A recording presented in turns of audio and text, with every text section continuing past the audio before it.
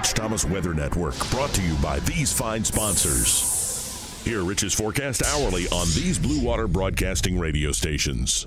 Hey, good morning, everybody. On this Wednesday morning, it is the 30th day of May, and at 3:50 in the morning, we have had a major rainfall event in the overnight hours here in central Alabama. Several counties are still under flash flood warnings, and you may have been awakened in the middle of the night by a weather alarm, maybe a weather radio, maybe the sound of my voice coming through your phone saying you are under a flash flood warning.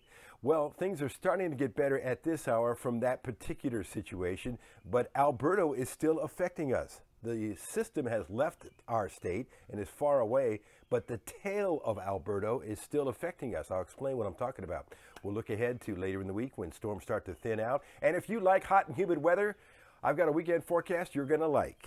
Here we go.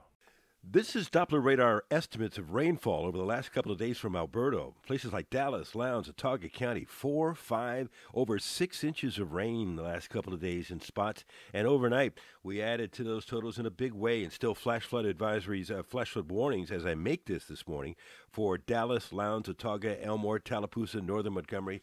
So a significant overnight rainfall event, and still the ghost of Alberto haunts us. Alberto located near the Boot Hill of Missouri this morning, but still the tail of moisture that is Alberto.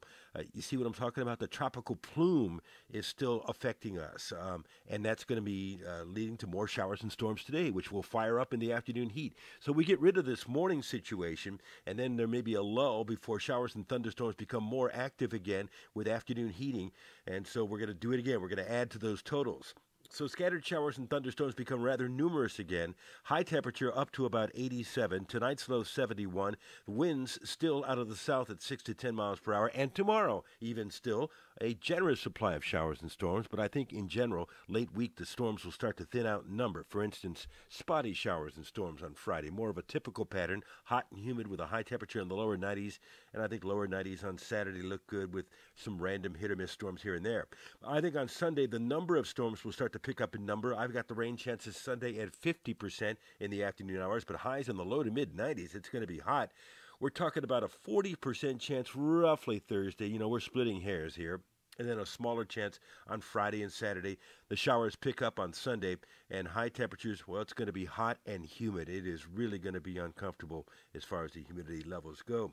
And this is a look at how we warm up over the next few days, hitting 90 degrees again by Thursday, staying in the lower 90s through the weekend, and not much change the early part of next week. Out in the tropics, things are quiet now after Alberto. There's nothing out there, but we're going to be watching over the next several days the Western Caribbean again, which could be a culprit in future storms. The National Hurricane Center season, the hurricane season begins on Friday, so we're 2 days away from the season.